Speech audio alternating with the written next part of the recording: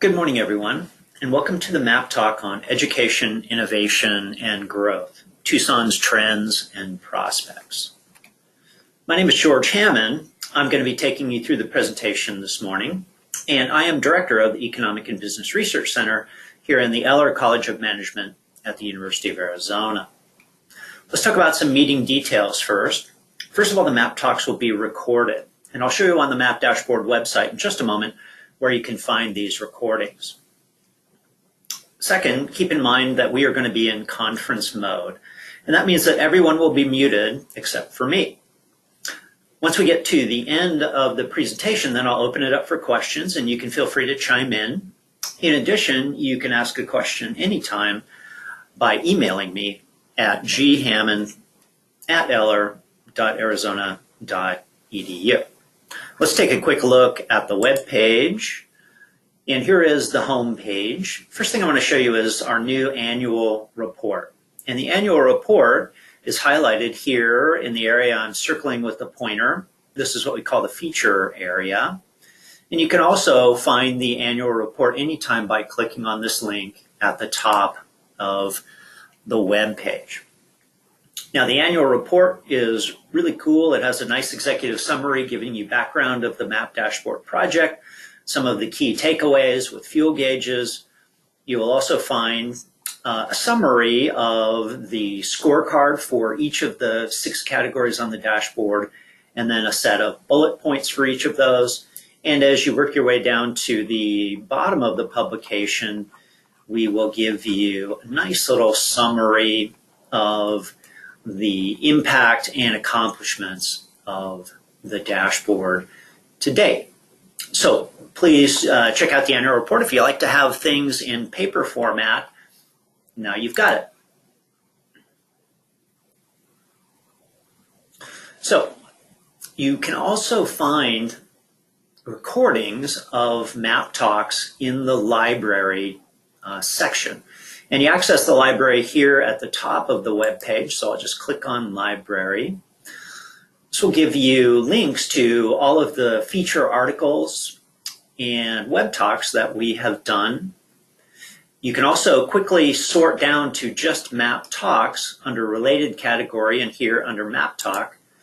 We've done 4 MAP Talks so far, including one on Tucson's mental health, one on Tucson's human service nonprofits. We have a nice MAP Talk on housing affordability, and one on what's driving Tucson's economy. So remember that to find the previous recordings of MAP Talks, you can always click on the library. Back to the MAP Dashboard web page. So before we proceed, we want to make sure and thank our partners, the Community Foundation for Southern Arizona, the Pima Association of Governments, the Southern Arizona Leadership Council, and the University of Arizona. We also want to thank our sustaining sponsors, Tucson Electric Power, the Thomas R. Brown Foundation, and Freeport-McMoran Foundation. Now, the MAP Dashboard is an award-winning website. We've been recognized nationally, across the state, and locally during the past couple of years for the overall quality of the website and the innovativeness of our visualizations. So keep that in mind as you tell people about the MAP Dashboard website. We're now an award-winning website. I also want to highlight for you the fact that the MAP Dashboard is featured monthly in the Arizona Daily Star. On the last Sunday of the month, you'll find us on the front page of the business section. And one of the latest ones that we've done is this nice fuel gauge for the percent of population carpooling to work. We'll give you a little paragraph of explanation of what all that means. And there's a nice little table there with some of the latest key indicators for Tucson. So check out the Arizona Daily Star monthly for that. I also want to make sure that you know that we have several new indicators on the MAP Dashboard. We've added the Housing Affordability Index, the measure of physical well-being, creative occupations, and behavioral health. So the MAP Dashboard is designed to be responsive to community input. And based on community input, there was a lot of interest in these 4 indicators, actually 5, including road conditions. Now, we're still working on that road condition data, and we'll let you know when we're ready to either include that in the core database or to release it as a feature article or 2. But overall, keep in mind that the map dashboard is responsive to community input. So please feel free to contact us with your input. And one of the ways that we respond to community input is through what we call feature articles. And these feature articles are short blog posts that highlight important issues that don't fit into our core database. And in the past, that's included research on rental affordability here in Tucson, benchmarking shared prosperity or economic inequality. We've looked at house prices, childcare deserts, innovation, as well as trade issues, health, and aging. So these feature articles come out roughly 2 per month. So there's always something new on the dashboard to see. So come back and visit often. You can also engage with us in a couple of key ways. One is by subscribing to our monthly newsletter for updates. So please give us your contact information and we will make sure that you get an emailed newsletter. Also be sure that we are on your safe sender list so the monthly newsletter does not end up in your junk folder. That newsletter will keep you up to date with all of the new information that's coming and has come on the map dashboard.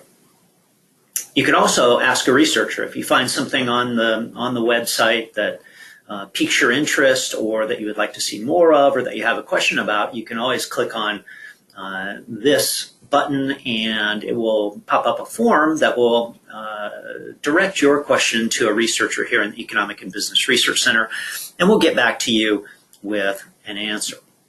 So be sure to engage with us. And we have an excellent dashboard coordinator. Her name is Jennifer Pullen, and her email address is here. So please feel free to shoot Jennifer an email as well if you have questions or comments about the dashboard, and she'll get back to you. Okay, let's jump into the content of the presentation. And we're going to start off by talking about education. And one great way to get an overview of what's happening with education in Tucson is to look at the Tucson MSA Education Scorecard. And this summarizes Tucson's performance on 6 major education indicators, ranging from college major to educational attainment, graduation rates, pre-K through 12 enrollment, student achievement, and teacher wages. We'll give you the latest data point or observation for each of those indicators here on the scorecard. The next column over gives you the results of an icon-based ranking system. If you see a sun, Tucson ranks in the top 3rd among the 12 metros that we track on the dashboard. If you see a partly sunny icon, we rank in the middle. A cloudy icon, we rank in the bottom 3rd. And a thunderstorm icon, we rank at the bottom. Now we have 1 sun, 1 thundercloud, 2 partly sunny icons, and 1 cloudy icon. So that kind of gives you a sense that Tucson isn't doing terribly in terms of education, but there certainly are some areas of improvement for us to focus on. And in particular, let's spend a couple more minutes talking about educational attainment. Now this fuel gauge shows the 4-year college attainment rate for the population aged 25 and older. Notice that in 2016, Tucson was tied with Albuquerque at 30.8%. That was a little bit above the national average at 30.3%, well above results for El Paso and Las Vegas, but well below results for Denver and Austin.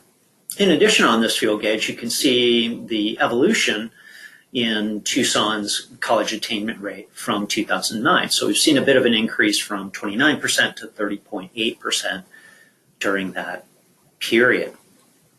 But you want to keep in mind that this gives you information for the entire population aged 25 and older.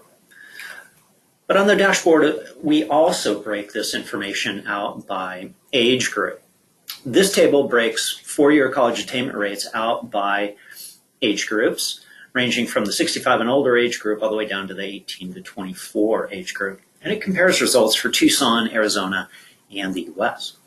Let's start at the bottom of the table. Here, notice that Tucson's four-year college attainment rate for the 65 and older population is much, much higher than we see for either the state or the nation. So retirees who live in Tucson, by and large, much more highly educated than we see for the state or the nation. But the issue comes in the younger age groups, particularly for the age groups 25 to 34 and 35 to 44. Tucson's college attainment rates are well below the national rate.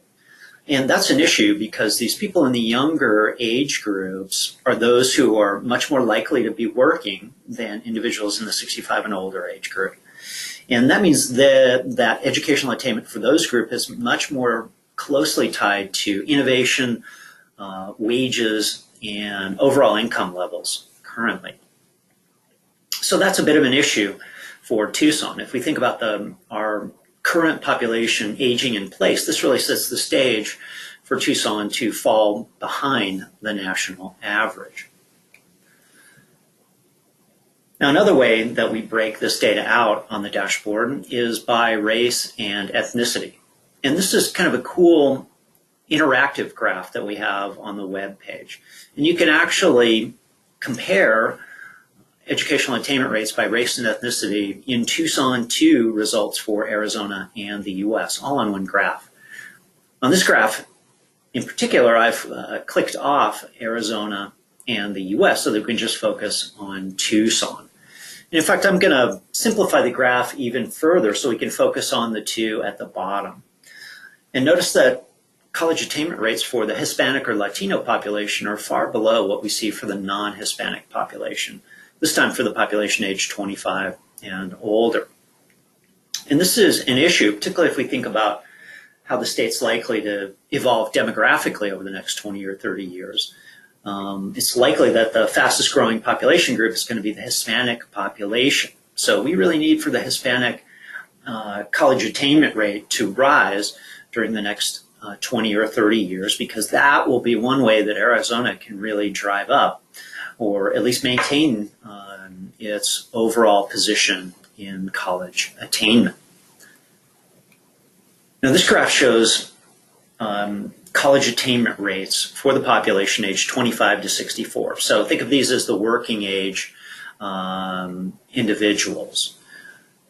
Now, as we might suspect, based on what we've seen so far, Tucson's college attainment rate for the working age population is well below what we see for the population age 25 and older. It's also below the national average for the working age population, 29.6% in Tucson versus 31.8% for the nation. Again, Tucson's college attainment is above what we see for El Paso and Las Vegas, but well below what we see for Austin, Denver, Portland, and San Diego. And that's a concern as we look to the future. Now on the dashboard, we'll also show you how this data evolve over time. So again, looking at the four-year college attainment rate, or the college attainment rate for the population age 25 to 64, we start out with a U.S. trend, and it's been gradually increasing since 2000. But for Tucson, we haven't seen that same sort of growth. Tucson's college attainment rate was a bit above the national average in 2000. By 2009, we're essentially at the national average, and by 2016, we're well below the national average. So Tucson has gradually been falling behind, and given the demographics at play here, we're likely to continue to lose ground to the U.S. Unless something changes. Now, one important education indicator that we always want to keep an eye on is pre-K enrollment. This data is for 2016, and it covers enrollment in all programs.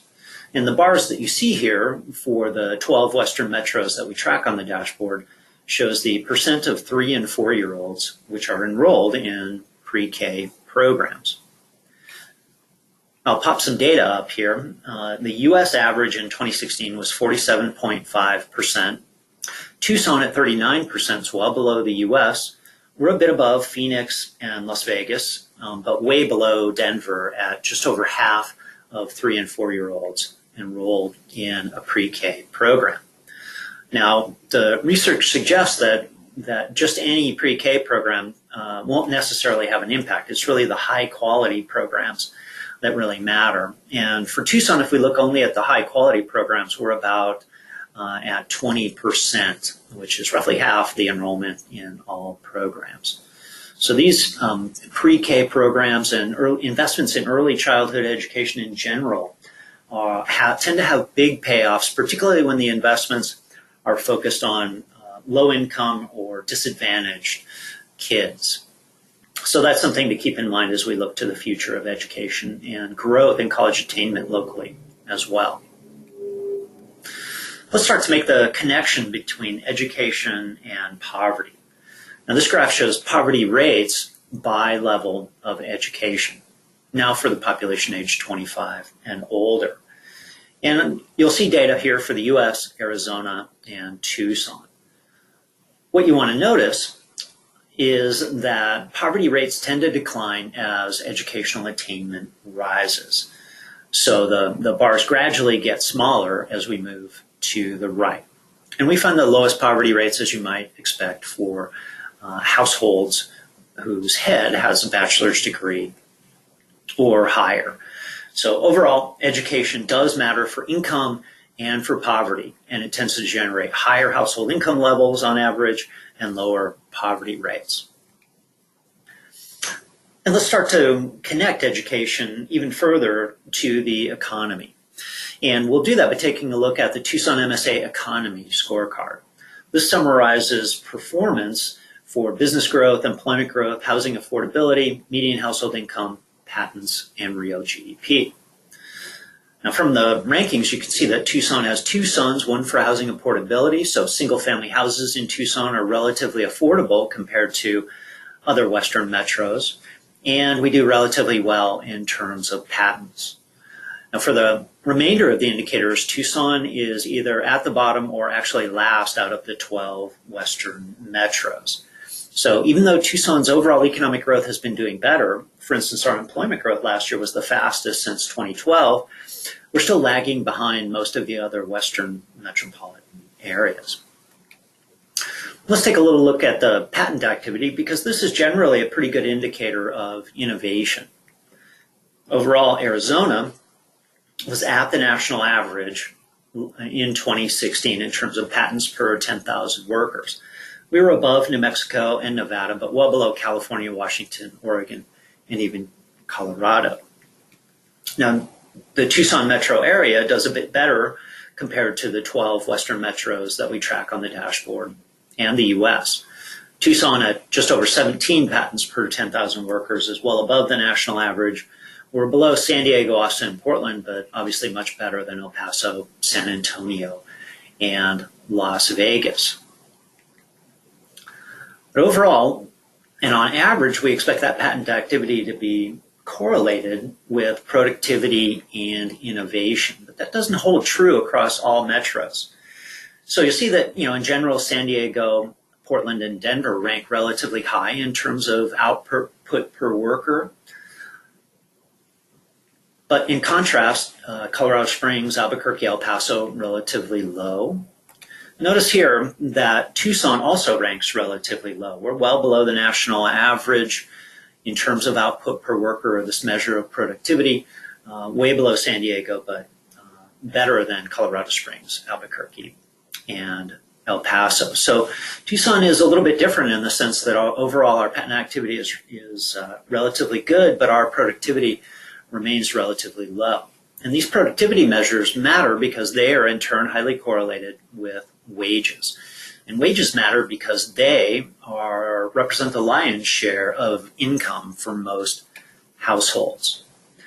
Overall, Tucson ranks low on income, and this is the fuel gauge with median household income for Tucson. In 2016, Tucson ranked 11th out of the 12 Western metros with about $46,800 in median household income. It's way below the national average of $55,300, also far below Denver, San Diego, and Austin. Now, one of the issues that comes up when we start comparing income across states or metropolitan areas is this issue of cost of living. Now, it turns out that Tucson's overall cost of living is relatively low. At least it's below the national average. Here, the U.S. cost of living is set to a value of 100. Tucson's cost of living index was 95.8 in 2016, and that means that our overall cost of living was 4.2% below the U.S. That was the third best among the 12 metros that we track on the dashboard.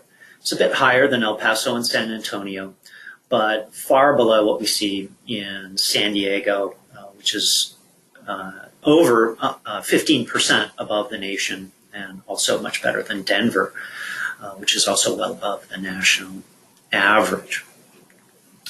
Now, household income is just one measure of the overall standard of living in a local area. And the issue with median household incomes is it's not clear what the standard of living is for the individuals within each representative household. A somewhat better measure is a per capita type measure, either per capita personal income or per capita disposable income, as you see on this slide. In fact, this slide shows U.S. real disposable income. Now, this is in $2,009. It's on a per capita basis, and it's also adjusted for the cost of living. So this accounts both for inflation and differences across states in their average cost of living. Now, disposable income is personal income, which includes earnings from work, asset income like dividends, interest, and rent, and transfer income like Social Security, Medicare, Medicaid, and welfare. But what we then do is subtract off state and local income taxes and property taxes. So this accounts, at least in a general way, for differences in tax policies across states. And what's left over once we have disposable income is income that can be used for consumption or saved. Now, you notice here that Arizona ranks relatively low. Our real disposable income on a per capita basis was $34,364 versus $38,946 for the nation.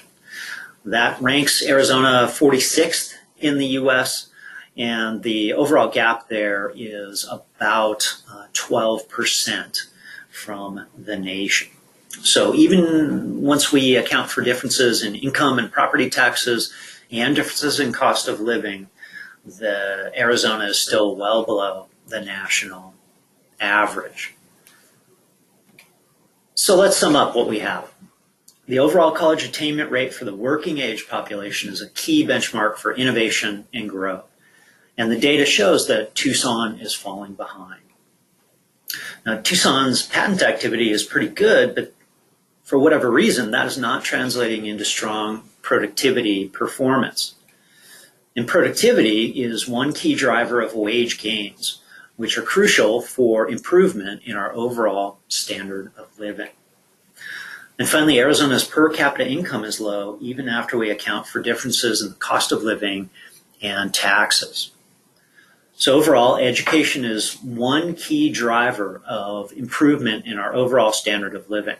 But we also want to keep in mind that it's just one key driver. There are others that matter as well. For instance, infrastructure is important. It's probably, at this point, a crucial issue for Tucson. Taxes and regulatory policies also matter, as well as a variety of other influences that could be connected to our geography and our overall culture.